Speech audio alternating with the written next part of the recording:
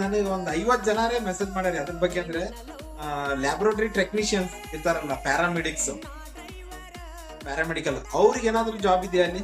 ಬಹಳ ಜನ daily message ಮಾಡ್ತಾರಂತಾರೆ job ಇದೆ ಹೇಳಿ ಅಂತ. ಐತಣ್ಣ ಅವ್ರಿಗೂ ಅಪಾರ್ಚುನಿಟಿ ಐತಣ್ಣ. ಬಟ್ ನಾನು ಹೇಳಿದ್ನಲ್ಲ ಆಗ್ಲೇ ಫಿಸಿಯೋಥೆರಪಿಸ್ಟ್ ಅವ್ರಿಗೆ ಹೇಳ್ದಲ್ಲಣ್ಣ, ಅದೇ ಸೇಮ್ ತರ ಅಣ್ಣ ಅವ್ರದ್ದು. ಆಲ್ಮೋಸ್ಟ್ ಅವ್ರಿಗೆ ಅಷ್ಟೊಂದು ನೀಡಿಲ್ಲ, ಐತಿ ಎಲ್ಲೋ ಕೆಲವೊಂದು ಹಾಸ್ಪಿಟಲ್ ಅದಾವು.